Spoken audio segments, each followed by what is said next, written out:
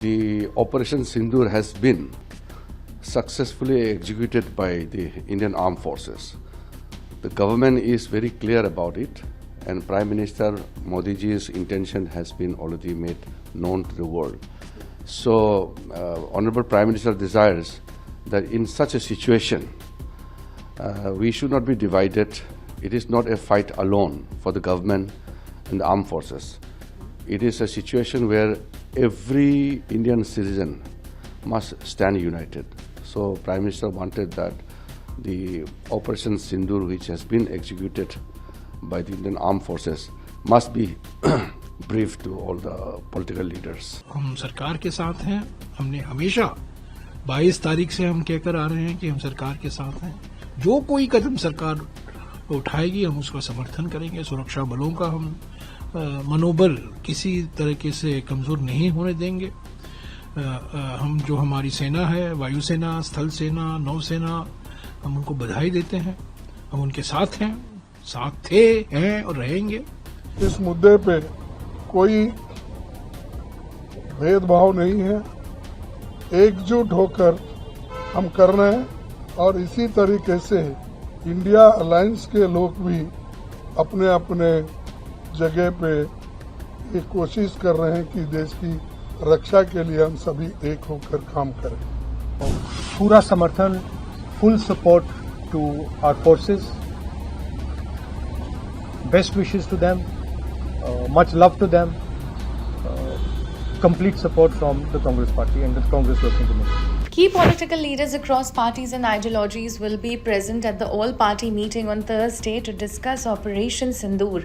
On Wednesday, the Congress Working Committee, the party's highest decision-making body, declared full support to the armed forces, saying it was time to be united. The Congress has also decided to halt all planned party programs. Jairam Ramesh, the Congress's secretary in charge of communications and party president Mallikarjun Kharge, urged Prime Minister Narendra Modi to attend the all-party meeting as well.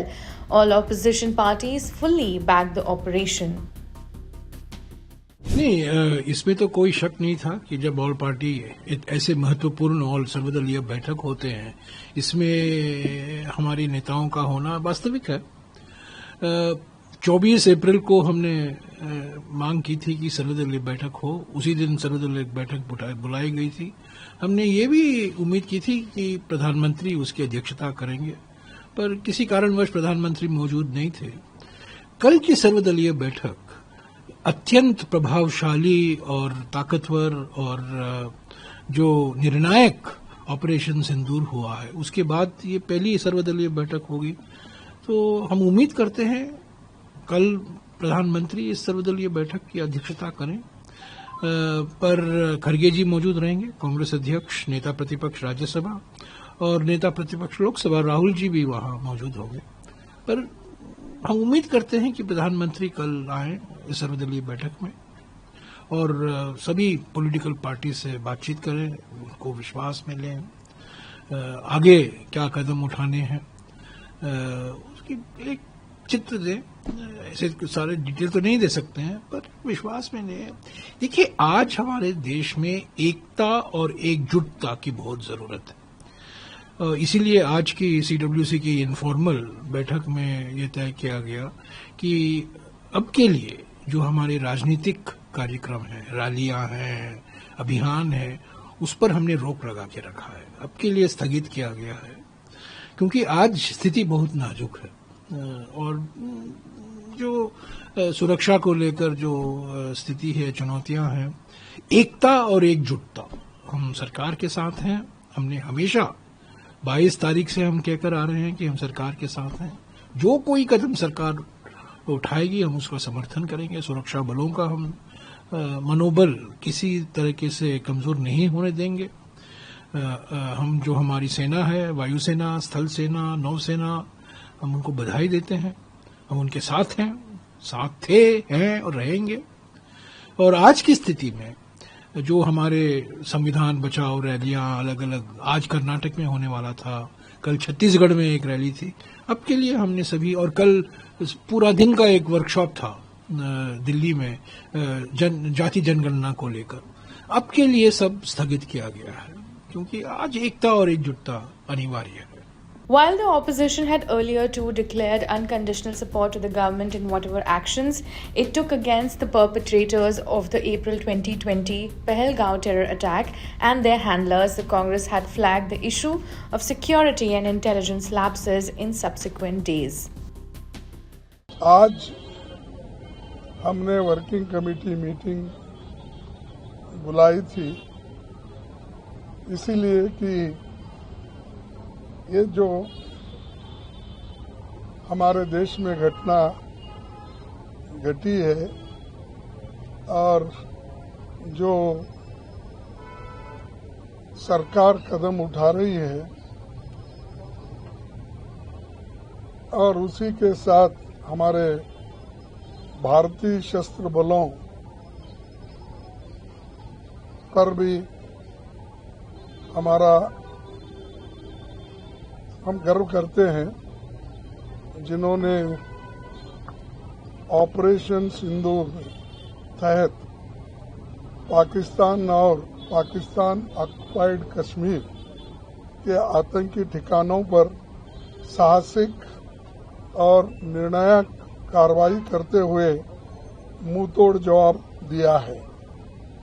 हम अपने जांबाज सैनिकों के साहस, दृढ़ संकल्प और राष्ट्रभक्ति को सलाम करते हैं।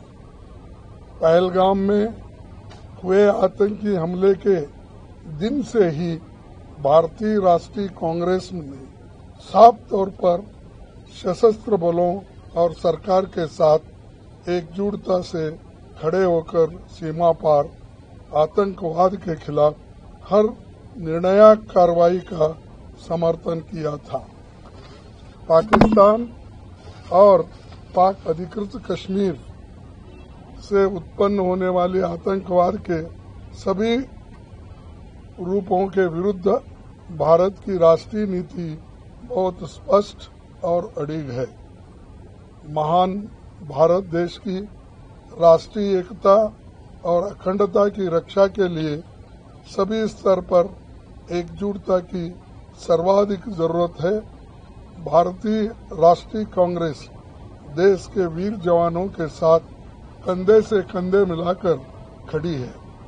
इतिहास गवाह है कि हमारे नायकों ने हमेशा राष्ट्रीय हित का सर्वोपरि ऊपर रखते हुए देश की एकता और अखंडता के लिए अपनी शहादत तक दी है।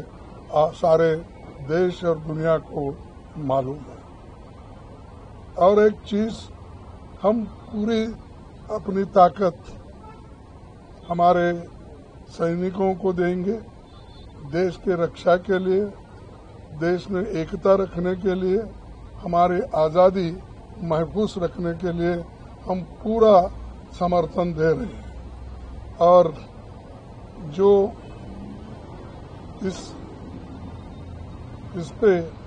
इस मुद्दे पे कोई भेदभाव नहीं है, एकजुट होकर हम कर रहे हैं। और इसी तरीके से इंडिया अलायंस के लोग भी अपने अपने जगह पे ये कोशिश कर रहे हैं कि देश की रक्षा के लिए हम सभी एक होकर काम करें। तो इसलिए आज मीटिंग हमारी हुई और उस मीटिंग में ये सब तय हुआ कि फिर से एक बार हम रीट्रेट करना चाहते हैं, क्योंकि लास्ट हमारे वर्किंग कमेटी में ही हम सारी बातें बोले थे। आज भी फिर हम वो बात दोहराए और राहुल गांधी जी, प्रियंका गांधी जी और हमारे वर्किंग कमेटी के जितने भी मेंबर्स हैं, एक ही राय से हम बाहर आए हैं और यही हमने मुद्दा रखा था। सभी ने इसको सपोर्ट किया और मैं रिक्वेस्ट करता हूं राहुल गांधी जी आपके सामने दो बात रखेंगे। वर्किंग कमेटी में हमारा डिस्कशन हुआ, पूरा समर्थन, full support to our forces, best wishes to them, much love to them, complete support from the Congress party and the Congress working committee. Thank you. Sir, all party meet Friday. We've been invited. We got a call today. We've been invited to the all-party meeting tomorrow.